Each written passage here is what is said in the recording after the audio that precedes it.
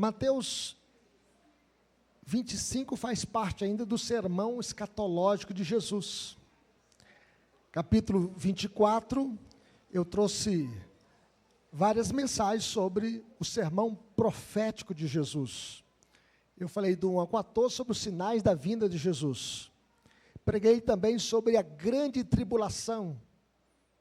Preguei também sobre a vinda do Filho do Homem. Falei sobre a necessidade de vigilância, do capítulo 24, 32 até o 44. E encerrei na quarta-feira sobre a parábola do bom servo e do mau servo. Hopistos, doulos, kai, frônimos. Você é um servo fiel ou um servo mau? Pistos quer dizer fiel, confiável. E frônimos quer dizer prudente. E o servo mau é kakos, doulos, kakos, servo mau. E hoje nós iremos falar sobre a parábola das 10 virgens. E eu convido os irmãos a abrir as suas Bíblias comigo, convido vocês a se colocarem em pé mais uma vez, e convido você que está em casa a acompanhar a leitura para a nossa edificação. A parábola das 10 virgens diz assim: então, o reino do céu será semelhante a 10 virgens que, tomando as suas lâmpadas, saíram a encontrar-se com o noivo. 5 dentre elas eram nécias e 5 prudentes. As nécias, ao tomarem as suas lâmpadas, não levaram azeite consigo. No entanto, as prudentes, além das lâmpadas, levaram azeite nas vasilhas.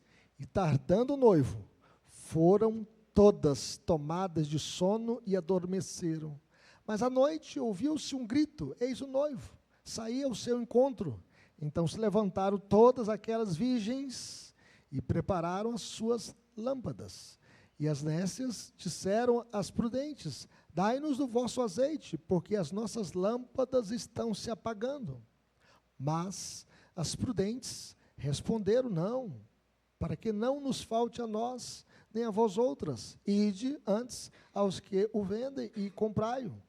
E, saindo elas para comprar, chegou o noivo. E as que estavam apercebidas, entraram com ele para as bodas, e fechou-se a porta. Mais tarde, chegaram as virgens nécias, clamando: Senhor, Senhor, abre-nos a porta. Mas ele respondeu: em verdade vos digo que não vos conheço. Verso 13, todos juntos? Vigiai, pois, porque não sabeis o dia e nem a hora. Oremos. Pai querido, fale conosco, ó Deus, para que possamos entender a Tua palavra e que possamos, ó Deus, extrair dela lições para a nossa vida.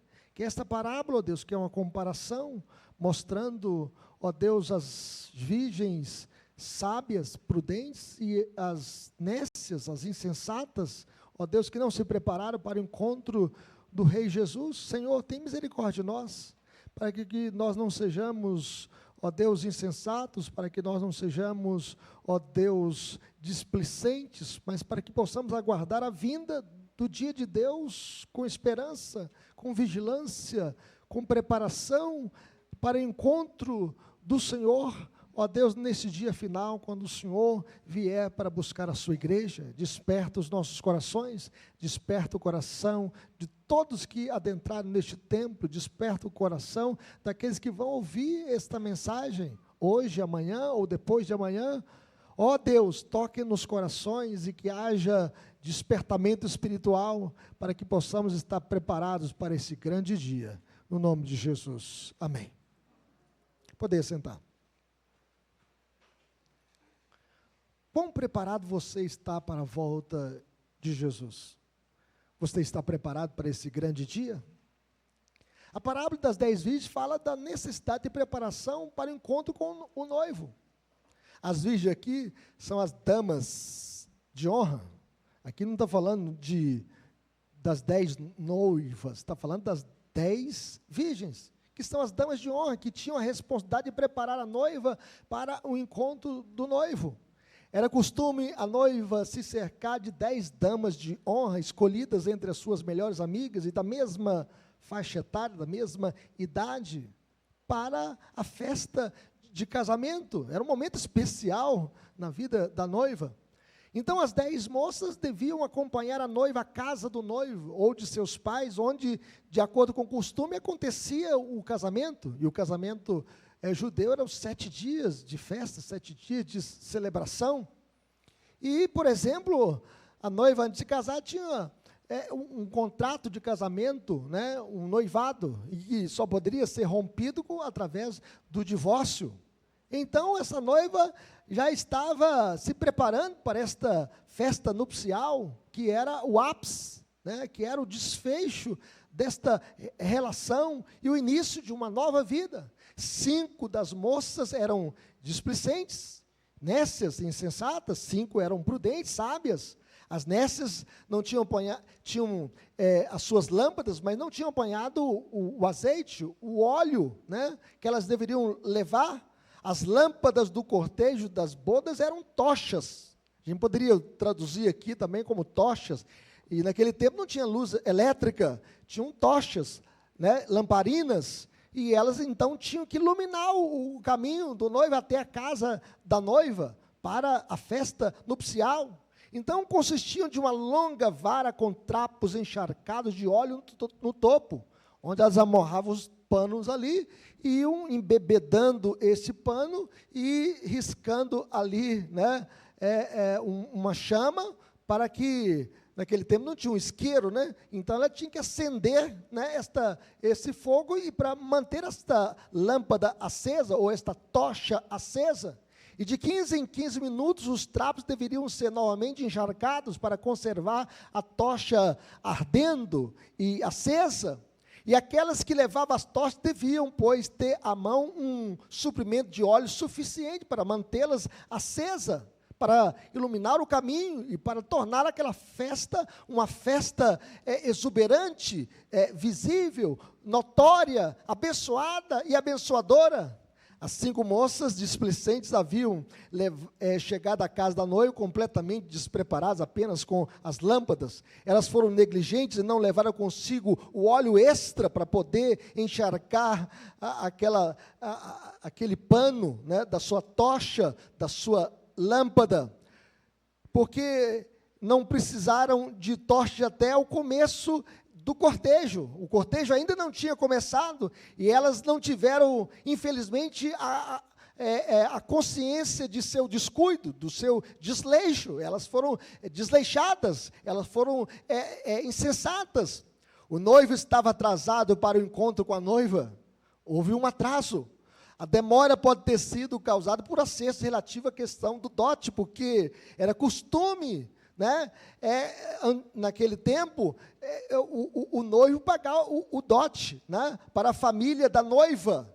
O noivo não podia ir ao encontro da noiva antes que o dote fosse pago e o contrato de casamento, então, assinado, né, diante das famílias ali, e que fosse um ato público, notório, daquele casamento, daquela festividade.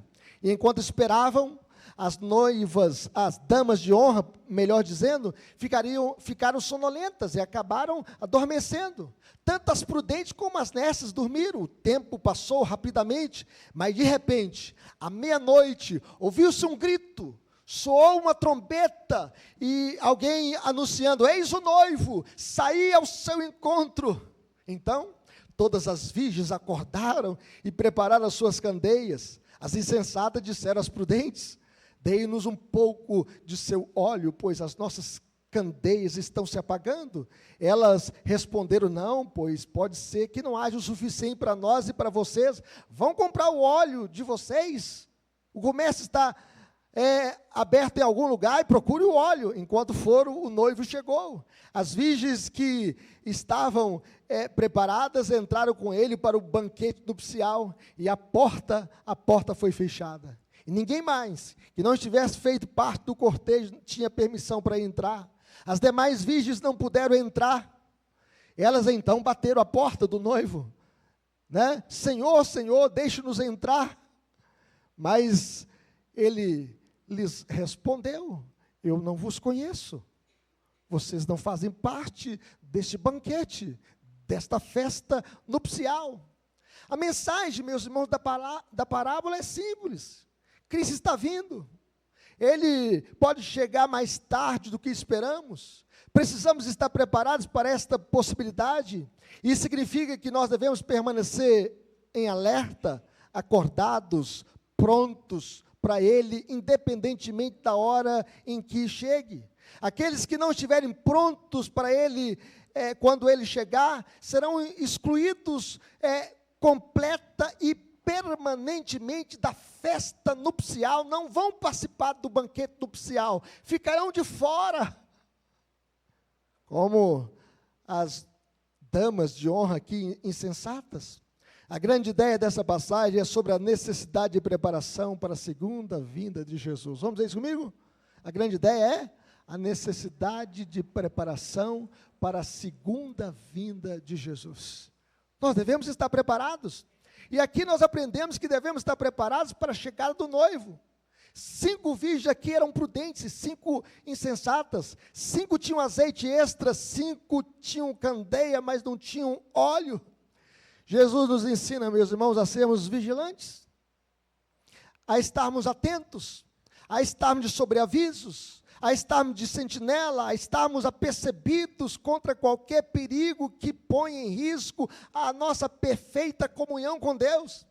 A Bíblia chega a dizer, aquele que pensa estar em pé, veja que não caia. Nós devemos tomar cuidado para que nós não caiamos em tentação, para que nós não desviemos dos caminhos do Senhor, para que nós não nos afastemos dEle. É preciso vigiar a boca. A Bíblia diz, põe guarda, Senhor, a minha boca. Há um ditado que diz que quem fala demais dá bom dia cavalo. Muitas vezes nós usamos a nossa língua para o mal. A Bíblia diz que a morte e a vida estão no poder da língua, e o que bem a utiliza come do seu fruto. A Bíblia diz que o que guarda a boca conserva a sua alma, mas o que muito abre os lábios a si mesmo se arruína. Devemos vigiar o que nós falamos. Devemos vigiar na nossa mente o que nós pensamos. Hoje, nas mídias sociais, quantos pensamentos e ideologias contrárias à fé cristã, e nós devemos fazer uma peneira e olhar, para esta realidade, à luz da palavra de Deus. A Bíblia diz, finalmente, irmãos, tudo que é verdadeiro, tudo que é respeitável, tudo que é justo, tudo que é puro, tudo que é amável, tudo que é de boa fama, se alguma virtude há, se algum louvor existe, seja isso que ocupe o vosso pensamento. Há um ditado que diz o seguinte, que mente desocupada é oficina do maligno. Nós devemos vigiar a nossa boca, mas nós devemos vigiar também a nossa mente.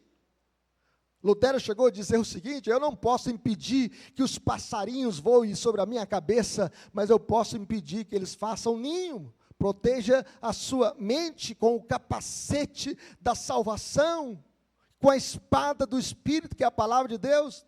É preciso vigiar o nosso olhar. Certa feita em Mantena, um jovem voltando do serviço, e ele então deu uma olhadela para uma moça, que estava passando do outro lado da rua, e ele esqueceu, de olhar para frente. E na sua frente estava um caminhão 1113 parado.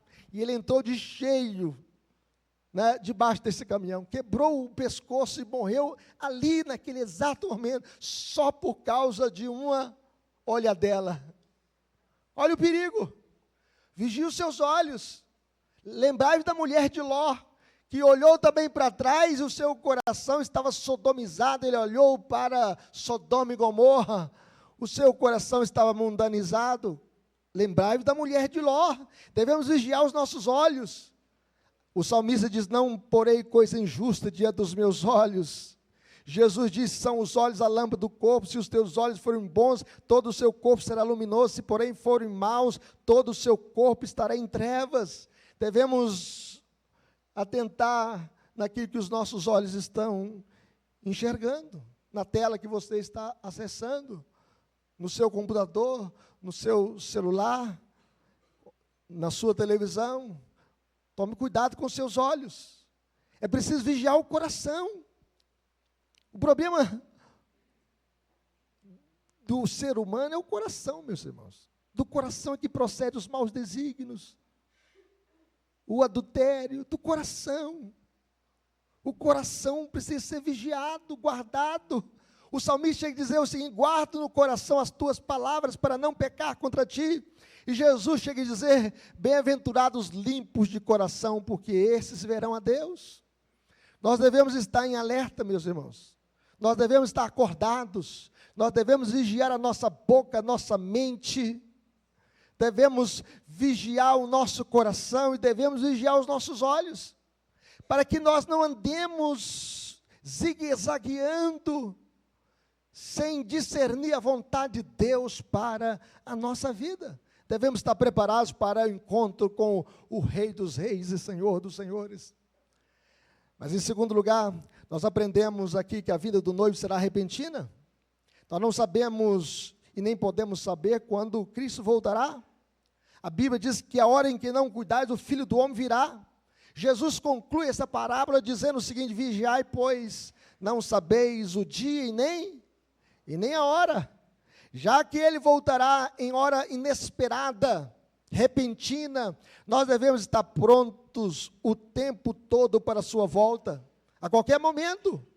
Nós devemos estar preparados. Ninguém pode cair na besteira de querer marcar o dia, a hora, o ano da volta de Jesus, como fizeram os adventistas do sétimo dia, que é uma seita religiosa, as testemunhas de Jeová, que marcaram a volta de Jesus para 1914, aí ele não voltou visivelmente, Jesus voltou para entrar no santuário, invisivelmente, mas é uma mentira. Quando Jesus voltar, quando Jesus vier, a sua vinda será pessoal, a sua vinda será visível, a sua vinda será audível, a sua vinda será poderosa, a sua vinda será gloriosa. Vai ser um dia mais marcante da história da humanidade, a volta de Jesus. Todo olho o verá, diz a palavra de Deus. Por isso nós devemos aguardar, porque esta vinda será inesperada, repentina, pode ser a qualquer momento. Mas em terceiro lugar, meus irmãos, o noivo não abrirá a porta do céu para os que estão despreparados. A Bíblia diz aqui que mais tarde chegaram as virgens nécias, clamando: Senhor, Senhor, abre-nos a porta. Eu fico pensando no desespero destas virgens batendo na porta, desesperada. Abre-nos a porta, Senhor, Senhor, Senhor. Mas ele respondeu: em verdade vos digo, eu não vos conheço. Eu não vos conheço. Será que Jesus não conhecia essas pessoas perdidas? Não sabia o CPF dela, o endereço dela, nunca tinham visto? Jesus, meus irmãos, estava dizendo para essas mulheres, em outras palavras: vocês não têm parte comigo. Vocês não têm parte nas coisas do reino de Deus. Vocês não fazem parte do meu rebanho, vocês não são as minhas ovelhas. A Bíblia diz que o Senhor conhece aqueles que são seus, aqueles que lhe pertencem. A demora, meus irmãos, da volta de Cristo distingue o sábio do tolo. Estar pronto significa estar preparado para uma longa espera. O zelo de pouca duração inadequado. Não haverá segunda oportunidade para aquele que não está preparado para a volta do Senhor. Não haverá uma segunda chamada. Não haverá nesse dia um dia de misericórdia. Não terá uma segunda oportunidade. A Bíblia chega a dizer que nem todo que me diz Senhor, Senhor, entrará no reino dos céus, mas aquele que faz a vontade de meu Pai que está nos céus. Quem não faz a vontade do Pai não tem parte no reino de Cristo. Enfim, a vinda de Jesus para encontrar a sua noiva deve inspirar santidade na igreja. O tema da nossa igreja este ano é santificação. Nós devemos buscar a santificação. Justificação quer dizer que eu sou salvo, mas santificação quer dizer que eu estou sendo salvo. E todo aquele que for justificado terá uma vida santificada. Vai buscar a santificação. E a Bíblia diz: seguir a paz com todos e a santificação, sem a qual ninguém verá o Senhor. Por exemplo, um crente que se diz crente pula o carnaval, ele está vivendo a carne. Aqueles que estão andando na carne não podem agradar a Deus. A Bíblia diz: andai no Espírito, jamais satisfareis a concupiscência da carne.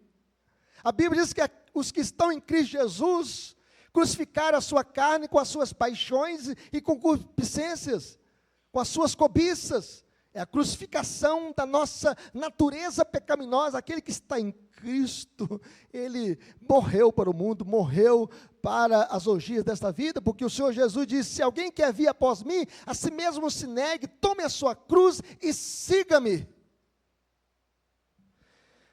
Duas advertências, meus irmãos, universais. Há certas coisas que não se podem obter no último momento.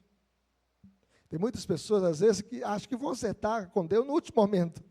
E às vezes pode ser tarde demais. Por exemplo, já é muito tarde para que o estudante prepare os seus exames quando chegou o momento de prestá-los. Aí a pessoa acha que vai ter uma revelação na hora da prova. Não, ele tem que estudar durante a semana para que quando chegar aquele dia, ele possa fazer uma boa prova. O mesmo acontece entre nós e Deus, meus irmãos. Quando deixamos as coisas de Deus para o último momento da vida, pode ser tarde demais. A Bíblia diz que de Deus não se zomba, com Deus não se brinca. Tudo aquilo que o homem semear, isso ele vai colher. Aqueles que ficam adiando o seu arrependimento para a hora da sua morte, são como as virgens nécias e insensatas, deixando para o último momento, para a meia-noite, para procurar um lugar aberto, ou bater na casa das virgens prudentes, para pegar um pouquinho do azeite. Pode ser tarde demais. Esta hora pode ser tarde demais, por isso nós devemos preparar antes. Por isso Jesus saiu anunciando o reino de Deus, dizendo: arrependei-vos, porque está próximo o reino dos céus. Mas em segundo lugar, há certas coisas que não se pode pedir emprestadas.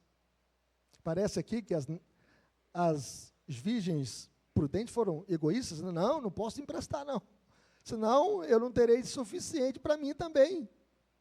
As nécias pediram emprestado aquilo que é individual e intransferível. Aquelas virgens prudentes não poderiam transmitir para elas, no dia do acerto de contas, salvação. Em outras palavras, meus irmãos, não se empresta piedade, não se compra relacionamento com Deus. A graça salvadora é uma questão pessoal e intransferível. Os pais crentes não podem transferir a salvação para os seus filhos. É uma decisão que eles têm que tomar na vida. As esposas crentes não podem transferir salvação para os seus maridos incrédulos. É uma decisão que ele também terá que tomar em vida, antes que seja tarde demais. Quando chegar o dia da redenção, o dia da volta de Jesus, ninguém poderá salvar o seu irmão.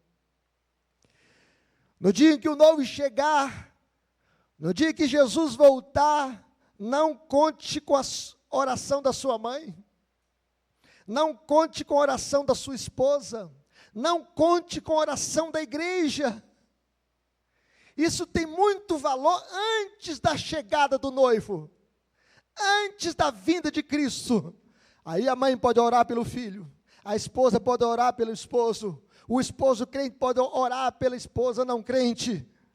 O filho pode orar pelo pai não crente, o pai crente pode orar pelos seus filhos. Isso tem valor antes da chegada do noivo. Porque quando o noivo chegar, ele não vai falar quem orou por você. Ele vai falar com você individualmente. Não vos conheço. O homem não pode pedir emprestado, meus irmãos, uma relação com Deus nesse dia. Deve possuí-la. Não podemos viver sempre do capital espiritual que outros reuniram. Pode ser tarde demais. No dia em que Jesus voltar, a porta se fechará para sempre. Para sempre. Neste dia, quando a porta fechar, a porta da graça se fechou, e os que estão salvos estarão com Cristo nas bodas do Cordeiro. Mas aqueles que foram displicentes, insensatos, despreparados, deixaram para o último momento e não deu tempo, o Senhor Jesus vai dizer para esses: apartai de mim todos que praticais a iniquidade, eu não vos conheço, eu não vos conheço. Será um dia, meus irmãos, de uma sentença final, uma sentença de morte. Nesse dia, Quando Jesus vier, ele vai matar o anticristo com o sopro da sua boca. Nesse dia, ele vai lançar o diabo e os seus anjos para dentro do lago de fogo. E nesse dia, todos os ímpios, todos aqueles que rejeitaram a Jesus, permanecerão também debaixo da ira de Deus. A Bíblia diz em Apocalipse que nesse dia as pessoas vão querer entrar nas cavernas e vão orar, dizendo: caiam sobre nós, que aqueles montes possam se desabar sobre nós, por causa da ira do Cordeiro. Vai ser um dia de muita felicidade, de muita glória, para a noiva de Cristo, por aqueles que foram resgatados pelo sangue de Jesus. Mas será um dia terrível para os ímpios. É por isso que a Bíblia diz que o diabo sabe que pouco tempo lhe resta, porque para o diabo não tem perdão, meus irmãos. Não tem redenção para Satanás e para os demônios. Eles sabem que vão ser jogados para dentro do lago de fogo. É a sentença, já está escrita pelo dedo de Deus, está na palavra de Deus, que eles serão lançados para dentro do lago de fogo.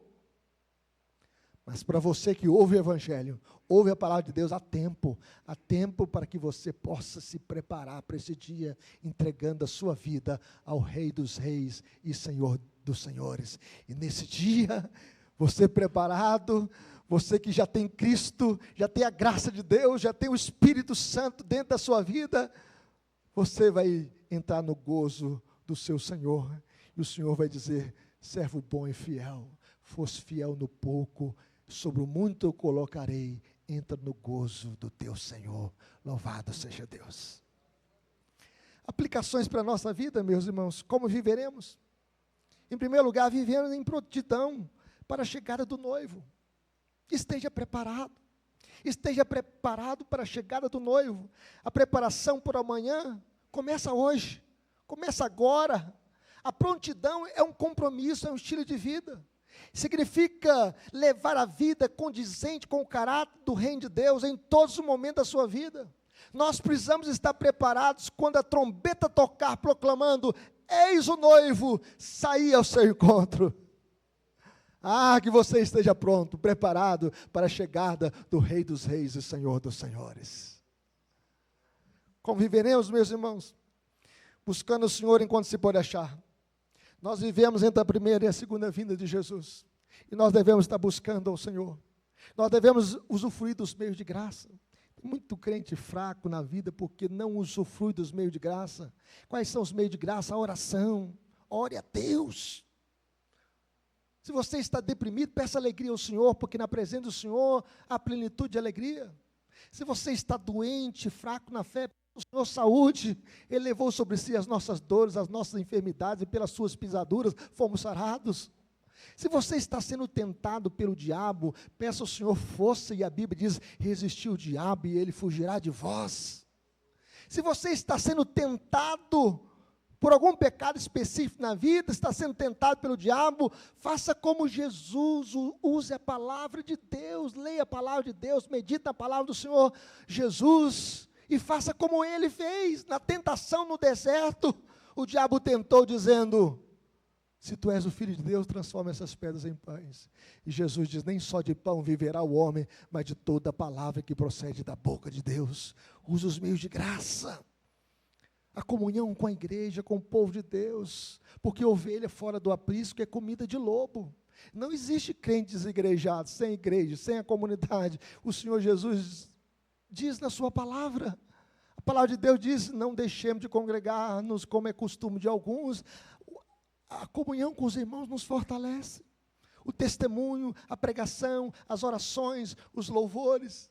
Tem vezes que a gente canta algumas cantas aqui, parece que a gente está entrando no paraíso. Parece que o céu bate na terra. É o momento que a gente sente um pedacinho do céu na terra. Esse é o antigozo que a gente está já sentindo, este gozo do céu, da presença de Deus, louvando a Deus, exaltando o seu nome, meus irmãos. Por isso, como nós viveremos? Buscando o Senhor enquanto se pode achar, pois haverá um tempo em que Ele não será encontrado. As virgens nessas clamaram: Senhor, Senhor, abre-nos a porta. Aí eu me lembro aqui, né, na época de Noé, né? Noé pregando ali 120 anos, construindo aquela arca, e cada pessoa que passava ali, ele construindo aquele grande barco, que tinha 150 metros de comprimento, 25 metros de largura, 15 metros de altura, 3 andares, o primeiro andar, o andar do meio, o andar de cima, e uma janelinha para ter ali uma luz do sol, entrando ali depois dos 40 dias de dilúvio.